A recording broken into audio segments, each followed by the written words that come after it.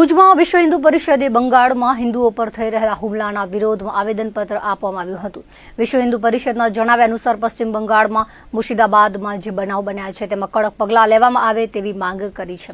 વેપારીઓને લૂંટવા હત્યા કરાઈ છે ત્યારે આ અત્યાચારની ઘટનાને વખોડી કાઢવામાં આવી હતી।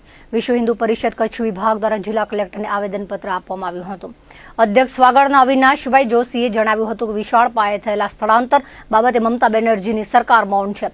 વિરોધ પ્રદર્શન તો દેશભરમાં થાય છે। હિંસા હિન્દુઓ ઉપરના હુમલા માત્ર બંગાળમાં શા માટે થાય છે તેના માટે મમતા બેનર્જી સરકાર જવાબદાર છે।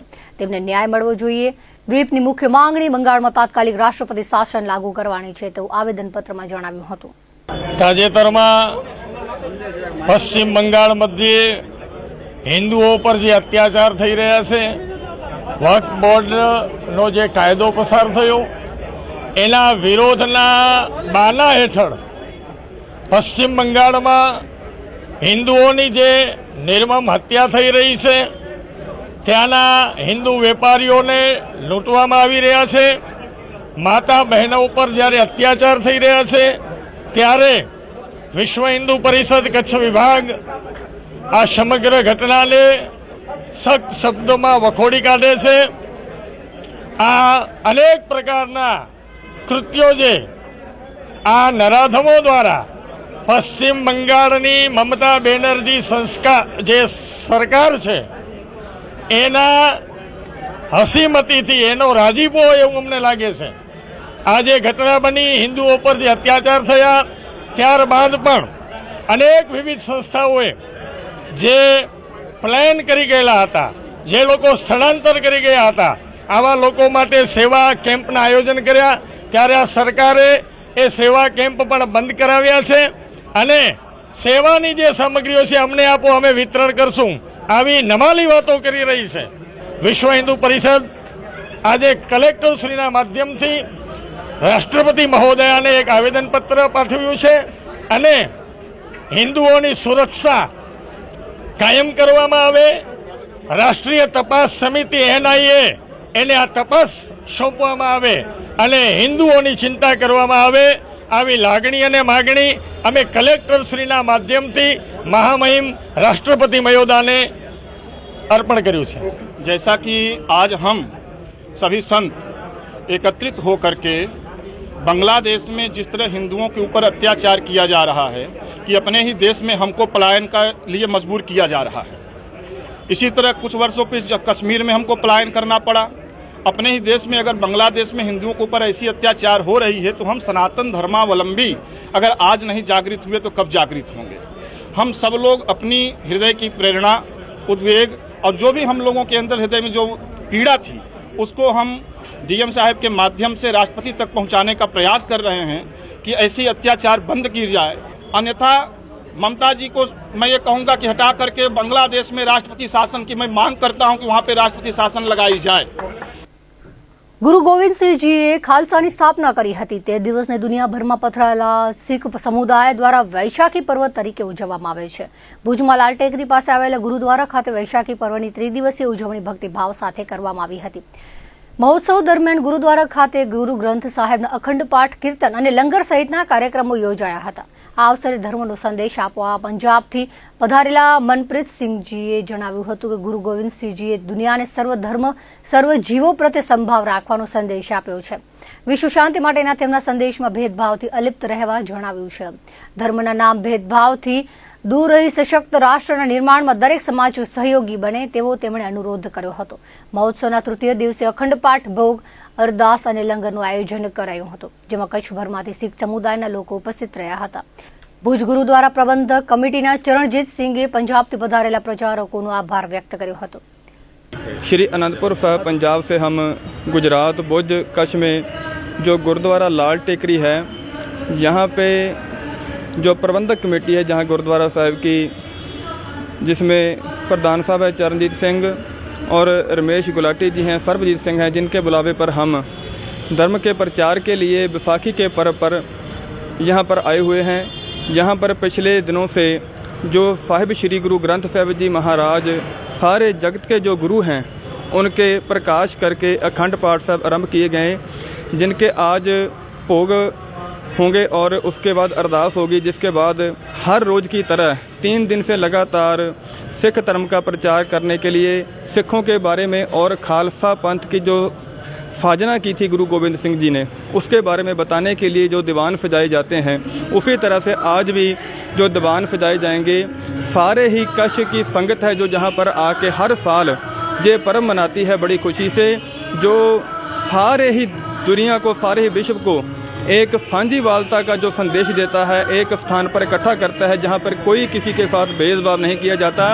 जो भी इस संसार में, चाहे वो हिंदू हो, चाहे ईसाई हो, चाहे सिख हो, चाहे मुसलमान हो, गुरु गोविंद सिंह जी महाराज की कुर्बानी को जानता है, वो ये पर्व मनाने के लिए गुरुद्वारा साहब में जरूर पहुंचता है। आज के दिन के उपलक्ष्य में जो गुरु गोविंद सिंह जी महाराज सच्चे पातशाह ने हमें संदेश दिया है कि धर्म के नाम पर हमें एक दूसरे से अलग नहीं होना चाहिए, धर्म के नाम पर लड़ना नहीं चाहिए, एक मंच पर इकट्ठे होकर एक देश का जो निर्माण करना चाहिए जिसमें सारे धर्मों का बराबर एक जैसा सत्कार हो और हर इंसान को एक नज़र से देखा जाता हो।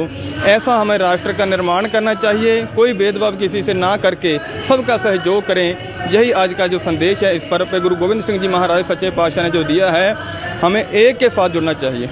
हमारा रागी जथा है तो धर्म का प्रचार करने के लिए आए हैं। इन्होंने सब बोल दिया है, धर्म प्रचार कैसे करते हैं, समाज को कैसे जोड़ना है, हमें हिंदू, सिख, मुस्लिम, ईसाई को कैसे एक पंगत में बैठ के लंगर छकना है।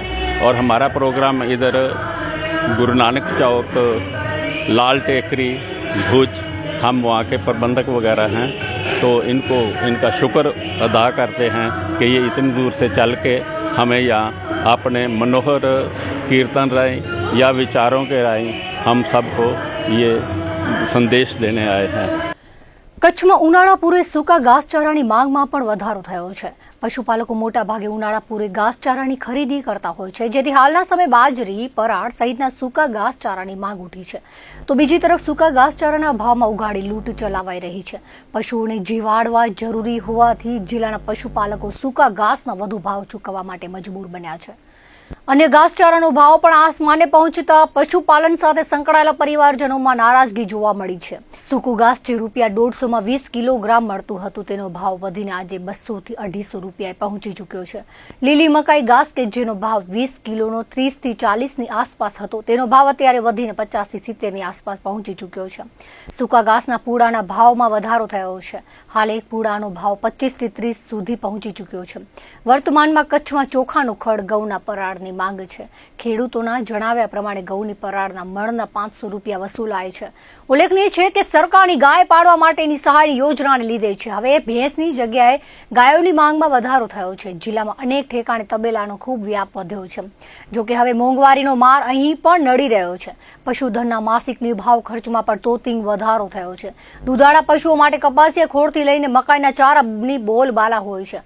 હાલે કપાસિયા ખોળનો 50 કિલોગ્રામનો ભાવ રૂપિયા 1500 થી 1650, તો ભૂસાનો ભાવ પણ પ્રતિ 50 કિલો 1150 થી 1250 સુધીનો છે। સૂકું ઘાસ પર દીઠ રૂપિયા 150 માં 200 મળતું હતું, તેનો ભાવ વધીને આજે રૂપિયા 400 થી 500 એ પહોંચ્યો છે। આ સિવાય જુવારનો સૂકો ઘાસચારો, ગોવાત્રી સહિતના સૂકા ઘાસચારાના ભાવમાં પણ વધારો થયો છે, જેથી હવે પ્રતિ મણ 600 રૂપિયાને આંબી ગયા છે। આમ પશુઓ માટેના ઘાસચારાથી લઈને દાણ ખોળમાં તોતિંગ ભાવ વધારાના પગલે પશુપાલન સાથે સંકળાયેલા પરિવારોની હાલત કફોડી બની રહી છે। ખાણદારના ભાવમાં પણ અગાઉની તુલનાએ તોતિંગ વધારો થતા પશુપાલન પ્રવૃત્તિને પણ મોંઘવારી નડતા જિલ્લાના પશુપાલકો મુશ્કેલીમાં મુકાયા છે। ગુજરાત રાજ્ય નાગરિક પુરવઠા નિગમ મારફતે ખેડૂતો પાસેથી ઘઉંની ખરીદી ચાલી રહી છે। राज्य सरकार ने लघुत्तम टेकाना भावे वेचाण करवा इच्छा धरावता खेडूतोनी ऑनलाइन नोंधणी कराई हती। समग्र राज्य में स्थानिक ग्राम्य कक्षाए वीसी द्वारा तथा तालुका कक्षाए पुरवठा निगमना गोडाउन खाते हाथ धराई हती। सरकार द्वारा टेकाना भावे घऊनी खरीदी थनारी होय 1 जान्युआरी थी 15 एप्रिल सुधी रजिस्ट्रेशन प्रक्रिया हाथ धराई हती।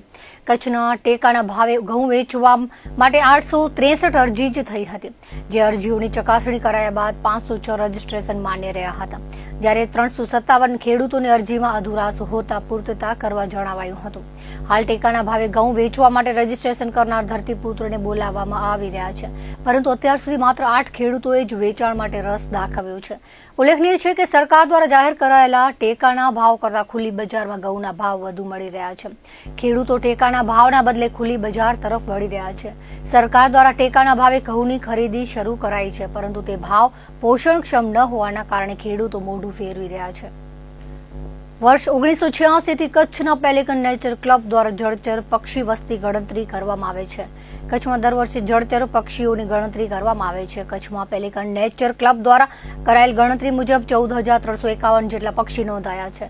આ વર્ષે હાથ ધરવામાં આવેલ જળચર પક્ષીની ગણતરીમાં કચ્છમાં 15 જેટલા સ્થળે પેલિકન નેચર ક્લબના 25 જેટલા સભ્યોએ મુલાકાત લીધી હતી, જેમાં 14,351 પક્ષીની નોંધ કરી હતી. નવીન બાપટે જણાવ્યું હતું કે માંડવીના દરિયા કિનારે શિયાળો ગાળવા આવતા સીગલ પક્ષીઓ એટલે કે દોમડાની 3 જેટલી જાતના 10,000થી પણ વધુ સંખ્યામાં પક્ષીઓની ગણતરી જોવા મળી હતી. જળાશયોમાં પણ great white pelican, brown pelican, Dalmatian pelican, painted stork, grey બગલો, લિટલ બ્લુ બગલો, great egret, little egret, spotted whistling duck, marble duck, plover, red wattled lapwing, red naped ibis, greater flamingo, lesser flamingo વગેરે જેવા પક્ષીઓ ઓછા પ્રમાણમાં જોવા મળે છે. પક્ષીઓની ગણતરી વૈજ્ઞાનિક ઢબે કરવામાં આવે છે, જેમાં પેલિકન નેચર ક્લબના સભ્યોને જુદી જુદી પ્રજાતિના પક્ષીઓની ગણતરી સોંપવામાં આવે છે. બંધારણના ઘડવૈયા ડોક્ટર બાબા સાહેબ આંબેડકરની જન્મ જયંતિ નિમિત્તે ભુજના ભીમરાવ ગ્રુપ દ્વારા ભવ્ય શોભાયાત્રા જાહેર માર્ગો પરથી નીકળી હતી, જેમાં જય ભીમના નારાનો જયઘોષ કરવામાં આવ્યો હતો. આ શોભાયાત્રામાં સાંસદ વિનોદ ચાવડા, ભુજ શહેર મામલતદાર ડી.કે. રાજપાલ, પાલિકા શાસક પક્ષના નેતા કમલ ગઢવી સહિતના રાજકીય આગેવાનો હાજર રહ્યા હતા. સાથે પરેશ મારુ, ચમન કુંવટ, મનોજ મારવાડા, વિવિધ સંસ્થા તથા ભીમરાવ ગ્રુપના સભ્યોએ આયોજન કર્યું હતું. ભારત રત્ન વિશ્વ વિભૂતિ મહામાનવ બંધારણના ઘડવૈયા ડોક્ટર બાબા સાહેબ આંબેડકરની જન્મ જયંતિની ઉજવણી સમગ્ર ભારત વર્ષની અંદર થઈ રહી છે, જેના ભાગરૂપે ભુજની અંદર પણ રાવલવાડી વિસ્તારમાં મારુ સમાજના યુવા મિત્રો દ્વારા દર વર્ષે ભવ્ય શોભાયાત્રાનું આયોજન કરવામાં આવે છે. આપણે બધા જાણીએ છીએ કે ડૉક્ટર બાબા સાહેબ આંબેડકરે આપણને સંવિધાનના માધ્યમથી આ દેશની અંદર કરોડો જે પીડિત શોષિત વર્ગના જે લોકો હતા એમને જીવન જીવવાના અધિકારો મળ્યા, એમને ન્યાય આપવાનું કામ કર્યું. અને બાબા સાહેબે કીધું હતું શિક્ષિત બનો, સંગઠિત બનો. તો આજની પેઢીને હું પણ તમારા માધ્યમથી વિનંતી કરું છું, આપણે સૌ એ બાબા સાહેબના વિચારોને આપણા જીવનમાં ઉતારીએ, એમનામાંથી પ્રેરણા લઈએ અને આપણે પણ બધા શિક્ષિત બનીએ અને સમાજના અને રાષ્ટ્રના નિર્માણ કાર્યની અંદર બધા આપણે સહભાગી બનીએ, એ જ હું યુવાનોને અપીલ કરીશ. દર વર્ષની જેમ આ વર્ષે પણ ભીમરાવ ગ્રુપ દ્વારા ડૉક્ટર બાબા સાહેબ આંબેડકરની 134મી જન્મજયંતિ નિમિત્તે મહાશોભાયાત્રાનું આયોજન કરેલ છે, જેમાં ભીમરાવનગર મારવાડા સમાજ, જૂની રાવલવાડી મારવાડા સમાજ, જૂની રાવલવાડી મૈસૂરી સમાજ, જૂની રાવલવાડી મહિલા મંડળ, જૂની રાવલવાડી યુવક મંડળ, આંબેડકર પ્રચાર સમિતિ તેમજ અન્ય પણ ઘણા બહુજન ગ્રુપો આ કાર્યક્રમમાં જોડાયા છે.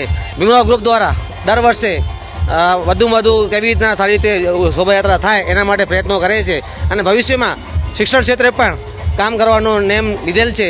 ભવિષ્યમાં શિક્ષણના કાર્ય હોય, આરોગ્યના કામો હોય, એને આગળ લઈ અને આગળ વધશે એવી બધાની નેમ છે.